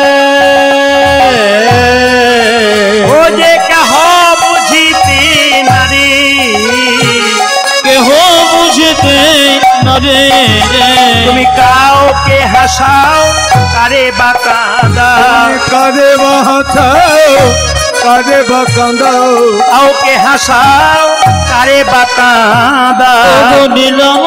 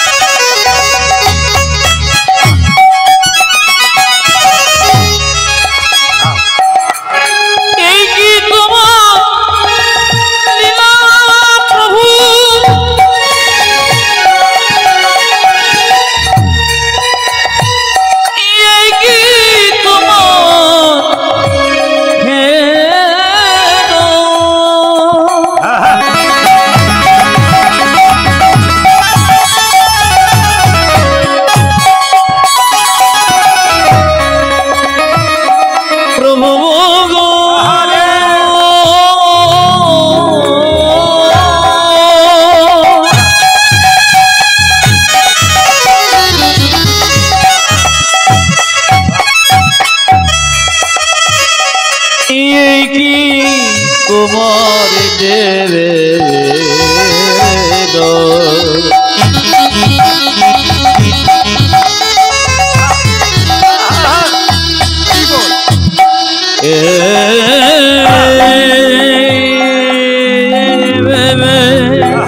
এই কি তোমার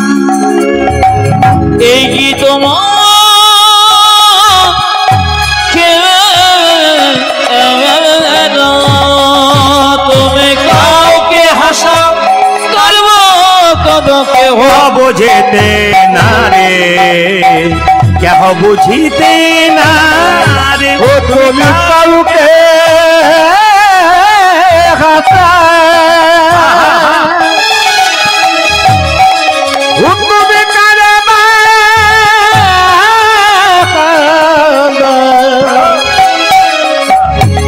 কেহ বুঝিতে না রে, কেহ বুঝিতে না রে। বিধির বিধান যাই না বোঝা, আমার বিধির বিধান যাই না বোঝা। কারে বা হাসাই কারে বা কাদাই, বিধির বিধান যাই না বোঝা। তুমি করব হাসো করব কার তোমার বিধির বিধান তাই বোঝা, বিধির বিধান যাই না বোঝা, বিধির বিধান যাই না বোঝা।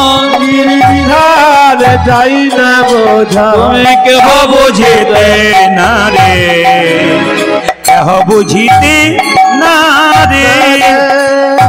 জোরে বলুন রাধা রানী কি, শ্যাম সুন্দর কি। আচ্ছা মায়েরা বলুন তো, বিল্লমঙ্গলে কত বছর বয়স হবে তবে মা মারা যাবে? জোরে বলুন। বাহ, খুশি হলাম আপনাদের কথায়। মন দিয়ে শুনবেন, আমি আগেই বলেছি ভগবানের কৃপা পেতে গেলে, হ্যাঁ ভগবানের কৃপা পেতে গেলে মন দিয়ে শুনতে হবে। যারা দেখবেন চঞ্চল তাদের জীবনে কোনো উন্নতি নেই। আপনার দাদা ভাইরা যারা কীর্তন শুনছেন, যে পুরুষ আপনার পাশে বসে কীর্তন শুনছে দেখবেন খালি উঠছে বসছে ছটফট করছে, ওর ব্যবসা বাণিজ্যের দিকে তাকান, ওর দেখবেন উন্নতি নেই। এবার পাক্কা দেখে নেবেন। আপনার মায়েরা দেখবেন যে মেয়ে খুব চঞ্চল, খালি এদিক ওদিক তাকাচ্ছে হরিনাম শুনতে শুনতে, বুঝে নেবেন এই খুব চঞ্চল, সংসারের উন্নতি নেই। ও তরকারি কাটতে গিয়ে আঙুলটা কেটে ফেলে, কিংবা দেখবেন ও সবজি কাটতে গিয়ে আঙুল কাটে, কিংবা দুবার নুন দিয়ে দেয় তরকারিতে, ঘরের লোকের কাছে গাল খেয়ে দেয়। না না, চঞ্চলমতি যারা হয়, যেমন দুর্যোধন ছিলেন চঞ্চল, জীবন উন্নতি হয়েছিল, কি করলেন? আর যিনি, হ্যাঁ দুর্যোধন ছিলেন চঞ্চল, আর যুধিষ্ঠির মহারাজ কি ছিলেন? স্থির, তিনি ভগবানকে পেলেন। তা যিনি স্থির থাকবেন তিনি ভগবানকে পাবেন, আর যিনি চঞ্চল তিনি ভগবানকে হারাবেন। ওই জন্য ভগবানের নাম শুনতে শুনতে ভগবান কি আপনাদের লক্ষ্য করে করে দেখে, কে কতটা মন আমাকে দিয়েছে, আজকে আমি ওইটাই দেখব। সবাই লক্ষ্য করুন, বিল্লমঙ্গলের যখন 4 বছর বয়স হলো, তার মায়ের একটা কঠিন রোগ হলো, তার নাম হলো যক্ষা, টিবি। খক খক করে কাশে আর ফোঁটা ফোঁটা রক্ত বের হয় মুখ থেকে। বিল্লমঙ্গল ছুটে এসে বলল, মা মা তোমার মুখ থেকে এগুলো কি বেরোচ্ছে? সঙ্গে সঙ্গে বিল্লমঙ্গলে মা ভবানী দেবী বলল, খোকা, পরপারে যাবার নিমন্ত্রণ পত্র, আর আমি বেশি দিন বাঁচব না। 4 বছর 5 বছরের ছেলে, সে জানে না মা মরে গেলে কি হয়। চিৎকার করে বলছে, মা মরে গেলে কি হয়? বাবা, আর পৃথিবীতে কোনোদিন ফিরে আসে না, এমন দেশে চলে যাব কেউ আমাকে খুঁজে পাবে না। ছেলে বিল্লমঙ্গল মায়ের গলা দিয়ে বলল, আমিও তোমার সঙ্গে যাব। চুপ কর, হত সারা কথা, আমি চলে যাব, তুই কেন যাবি? মায়েরা, এটা তো মায়ের শ্রেষ্ঠত্ব। আপনার সবাই মন দিয়ে শুনবেন, এইটা মায়ের শ্রেষ্ঠত্ব। কি বলুন তো, সন্তানকে জন্ম দেবার আগে মা যে যন্ত্রণা ভোগ করে, যারা সন্তান তারা কোনো অনুভব করতে পারছেন না। আপনার স্ত্রীকে দেখে অনুভব করবেন আপনার স্ত্রী কেমন যন্ত্রণা পেয়েছে। আপনার মা আপনাকে জন্ম দিতে গিয়ে তার চাইতে বেশি কষ্ট পেয়েছে। তখন হসপিটালের ব্যবস্থা ভালো ছিল না, কত কষ্ট করে রক্তের বান বন্যা বয়ে দিয়ে আপনাকে জন্ম দিয়েছে। বিল্লমঙ্গল হঠাৎ দেখতে পেল তার মা খক খক করে কাঁদতে কাঁদতে একসময় বিল্লমঙ্গলের কোলে ঢলে পড়ল। বিল্লমঙ্গলে মা মা বলে ছুটে গেল, কিন্তু মা আর সাড়া দেয় না। পাড়ার সকলে মিলে বিল্লমঙ্গলের মা ভবানী দেবীকে যখন বলো হরি হরি বল বলে শ্মশান ঘাটে নিয়ে যাচ্ছে, বিল্লমঙ্গল মাটিতে আছাড় কাটছে মা মা বলে। পাড়ার সবাই কাঁদছে, আকাশ বাতাস কাঁদছে। হঠাৎ একটা ছেলে বলে উঠলো বিল্লমঙ্গলকে, তোর মা চলে গেল। একজন মেয়ে বলে উঠলো, তোর মা চলে গেল তো কি হবে, আমাকে মা বলবি? ও তো শুধুমাত্র সান্ত্বনা দেওয়া, আসল মা চলে গেলে কি আর ওই মা ভালোবাসতে পারে? যারা মা হয়েছেন, যারা দাদা ভাইরা কীর্তন শুনতে এসছেন, আমি বেশি কিছু বলবো না, ছোট ছোট করে বলে বলে চলে যাব। বিল্লমঙ্গল যখন দেখলো মা চলে গেল, তখন বিল্লমঙ্গল কেঁদে কেঁদে বলছে, তুমি যে মা সবে থেকে যাবো মা, তুমি যে মা সবে থেকে যাবো মা, তুমি যে মা সবে থেকে যাবো মা, তুমি যে মা সবে থেকে যাবো মা, তুমি যে মা সবে থেকে যাবো। তুমি আকাশ তুমি বাতাস তুমি যত তুমি বাতাস তুমি আকাশ তুমি বাতাস তুমি আকাশ তুমি বাতাস তুমি যে ভুবন তুমি যে মা সব থেকে আপন মা তুমি যেমন সব থেকে আপন মা তুমি সব থেকে আপন আমাকে জন্ম দিলে মা কত না ব্যথা গো 10 মাস 10 দিন গর্ভেতে লুকায় আমাকে জন্ম দিলে কত না ব্যথা 10 মাস 10 মাস 10 দিন গর্ভে দিল তোমারই কোলে শুয়ে কত না আদর খেয়ে তোমারে কোলে শুয়ে কত না আদর খেয়ে করলে মাগো আমার যতন মা তুমি যে মা সব থেকে আপন তুমি যে মা সব থেকে আপন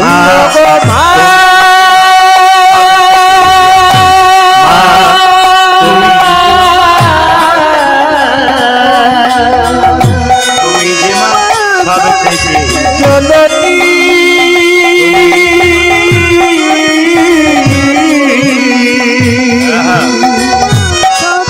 আমার মা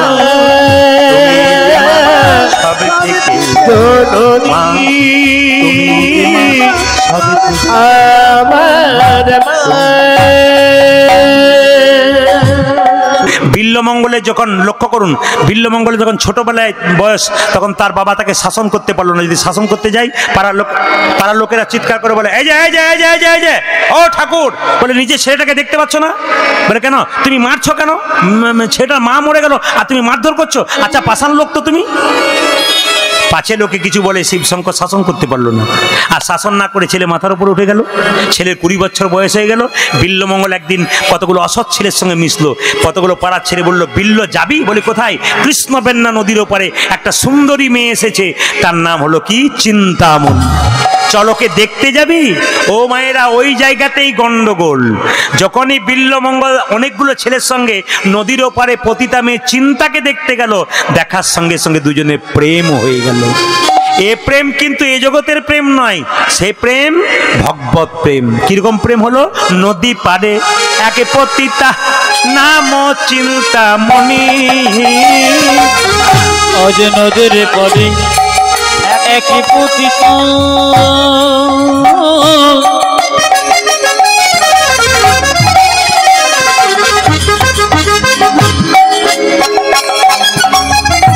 নব চিন্তা মনে,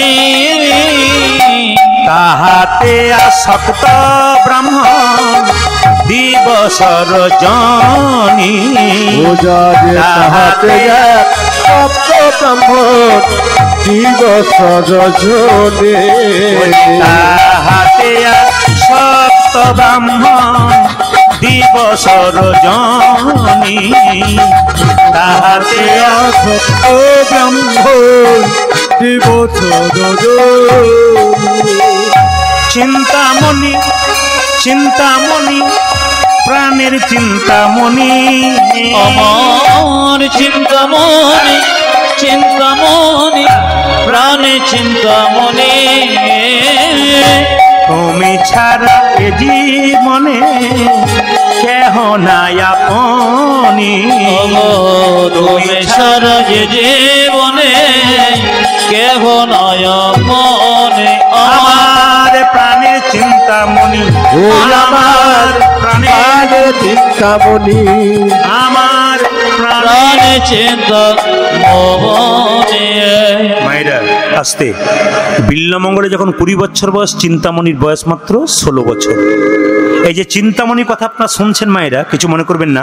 চিন্তামণি পতিতালয়ে বাস করত, আর বিল্লমঙ্গলে ব্রাহ্মণের ছেলে, তার সঙ্গে তার প্রেম হয়ে গেল। এখন প্রশ্ন করবেন, পতিতালয়ের মেয়ের সঙ্গে বিল্লমঙ্গলে প্রেম হলো? না, পতিতা এমনি হয় না, আমি আগেই বললাম বিপাকে পড়ে হয়।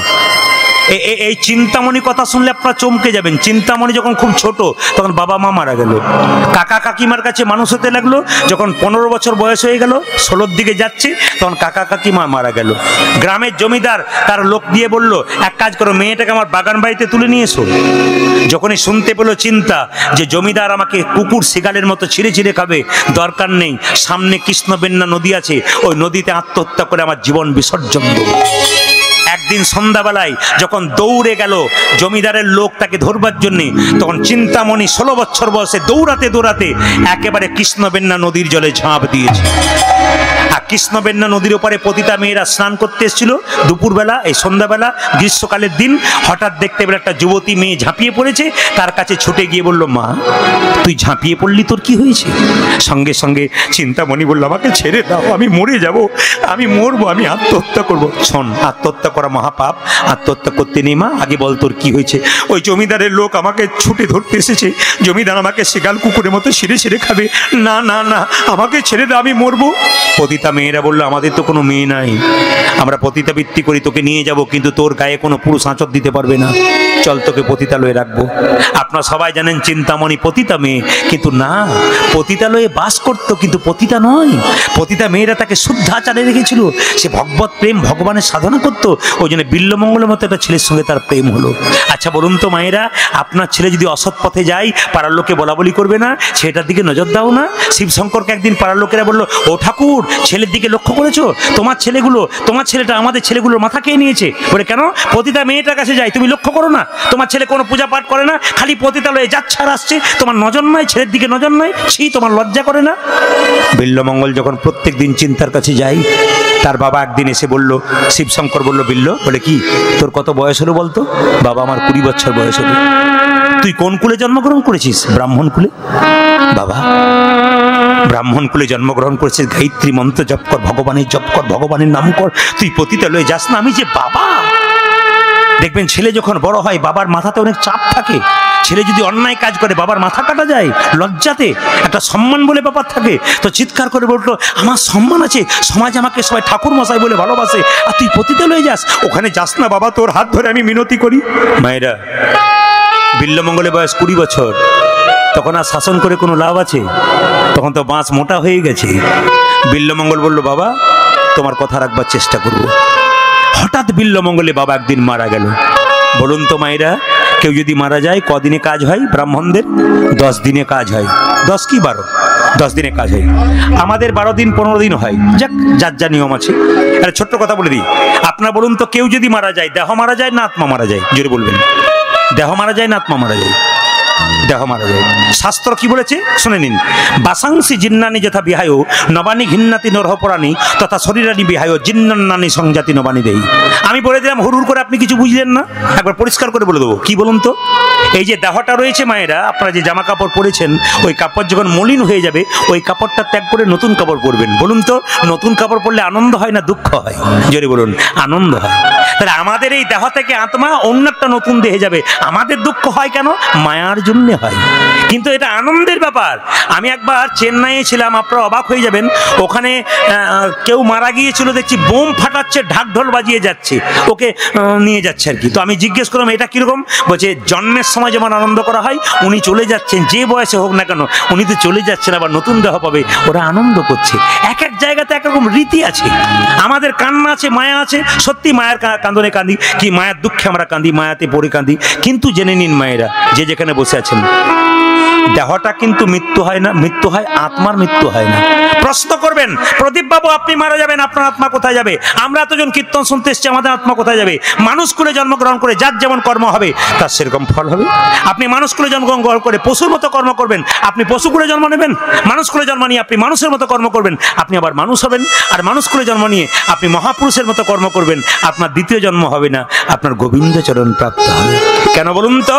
না, যে ধানকে সেদ্ধ করে মাটিতে ছড়ানো হয় তার যেমন গাছ হয় না, যে দেহ হরিনামে সিদ্ধ হয়ে যায় তার দ্বিতীয় জন্ম হয় না, তার গোবিন্দ চরণ। জেনে নিন আপনারা, জেনে নিন, এই যে কেউ যদি মারা যায়, ও মায়েরা, কেউ যদি মারা যায়, আপনি তাকে দেখলেই বুঝতে পারবেন স্বর্গে গেলেন না নরকে গেলেন। কিরকম বলুন তো? এই সমাজে যে মানুষকে ভালোবাসতে জানে, মানুষের দুঃখে পাশে দাঁড়াতে জানে, আপনার টাকা না থাকুক, কেউ যে দুঃখে কাঁদে তার পাশে গিয়ে একটু সান্ত্বনা দিলেন, কি করবি, ভগবানকে ডাক, সব ঠিক হয়ে যাবে। যদি বলতে পারেন না, আপনি যখন মরে যাবেন তখন লোকে বলবে লোকটা কিন্তু ভালো ছিল। যত বলবে লোকটা ভালো ছিল দশচক্রে ভগবান, তত আপনি স্বর্গে যাবেন। আর আপনার মৃত্যুর পর কেউ যদি বলে লোকটা খুব বদমাইশ ছিল রে, খুব দুষ্ট ছিল, খালি মাতলামি করতো, বদমাইশি করতো, লোককে গাল দিত, বেটা গেল ভালো হলো, জানবেন ইনি গেলেন নরকে। জন্ম হোক যথাযথা, কর্ম যেন ভালো হয় মায়েরা, কর্মটা যেন সবার ভালো হয়। জন্ম আমার যে কোনো হয়েছে, অনেকে যেমন প্রশ্ন করে বাবা আমাকে কি দিয়েছে, আমি তো সব করলাম, বাবা যে তোমাকে পৃথিবীর আলো দেখিয়েছে ওইটা দেখো। অনেকে বাবাকে প্রশ্ন করে তুমি আমার জন্য কি করেছো, আমিই তো করলাম। তোকে পৃথিবীর মুখ তো আমি দেখিয়ে দিয়েছি, নিজে করতে পারবেন না তার জন্য আপনি কেন কাউকে দায়ী করবেন? সব বাবা কি সবাইকে সব কিছু দিতে পারে? দোষ করবেন না, দোষ দেবেন না। আপনাদের কাছে নিবেদন রইল এইটাই, জেনে নিন মানুষ মারা গেলে বলছে যে দেখলেই বোঝা যায় উনি স্বর্গে গেলেন নরকে গেলেন। কোনো মানুষ মৃত্যুর পর যদি মুখটা বিকৃত বিভৎস হয়ে যায়, আপনারা বলেন বাবারে মানুষটাকে দেখতে গিয়েছিলাম গো, মরে গেছে তো, এত বিকৃত, আমার 4 দিন ঘুম হয় নাই দিদি, জানবেন উনি গেলেন নরকে। আর আপনার মৃত্যুর পর যখন আপনি ঘুমাচ্ছেন মনে হবে লোকে বলবে বাবা মরেনি গো, যেন ঘুমাচ্ছে, জানবেন উনি গেলেন স্বর্গে। আপনি খারাপ কাজ করবেন সংসারে, দেখে নেবেন, আপনি প্রমাণ দেখে নেবেন, মিলিয়ে দেখে নেবেন। আপনি খারাপ কাজ করবেন, লোকের হিংসা করবেন, বদমাইশি করবেন, মস্তানি করবেন, দেখে নেবেন মৃত্যুর সময় আপনার শরীরটা যদি কাঠে পোড়ানো হয় পুড়বে না, লাঠি দিয়ে বারবার আপনাকে ঠেঙ্গাতে হবে, তারপর আপনি পুড়বেন। আর দেখবেন মৃত্যুর সময় আপনার মুখ বিকৃত হয়ে যাবে। ভালো কাজ করুন, মৃত্যুর সময় যেন মনে হবে আপনি ঘুমাচ্ছেন। ভাগবত কি বলল? আমাদের শরীরে 9টা ছিদ্র দিয়ে প্রাণ যায়, এই 7টা ছিদ্র দিয়ে প্রাণ গেলে আমরা স্বর্গে যাব। নিচের দিকে 2টো ছিদ্র আছে, এই ছিদ্র দিয়ে প্রাণ গেলে আমরা নরকে যাব। 7টা ছিদ্র কি কি? 2টো কানের ছিদ্র, 2টো চোখের ছিদ্র, 2টো নাকের ছিদ্র, একটা মুখের ছিদ্র, 7টা। এই 7টা দিয়ে প্রাণ গেলে উনি গেলেন স্বর্গে। যেমন আমি প্রমাণ দিয়ে দিই, হাঁ করে কেউ মরে, জানবেন মুখ দিয়ে প্রাণ গেল। তাকিয়ে তাকিয়ে মরে, উনি চোখ দিয়ে প্রাণ গেছে। দেখবেন কান 2টো মোটা হয়ে যায়, ওর কান দিয়ে প্রাণ গেল। নাকের ফুটো 2টো মোটা হয়ে যায়, খসখস করে, জানবেন ওইদিকে প্রাণ গেল। এই 7টা ছিদ্র দিয়ে প্রাণ গেলে জানবেন উনি স্বর্গে গেলেন। আর কেউ যদি মৃত্যুর সময় পায়খানা প্রস্রাব করে দেয়, দেখে নেবেন নিম্নগামী, তার কিন্তু অধগতি হয়। এ কি বলছে? ভাগবত বলছে। এই জন্য কর্ম ভালো করুন, নিম্নগামী আপনার হবে না, ঊর্ধ্বগামী আপনার হবে।